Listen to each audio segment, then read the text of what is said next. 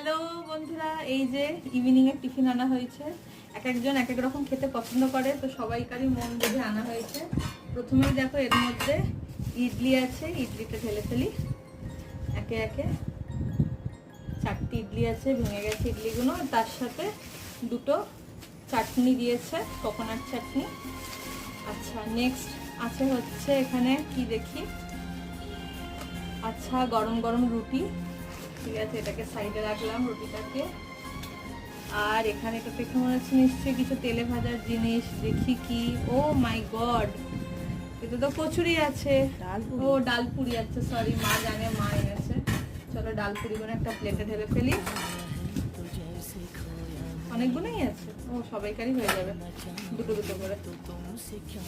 আর ডালপুরির তরকারি আছে। এবার চলো এগুলোকে ঢেলে তোমাদের দেখাই।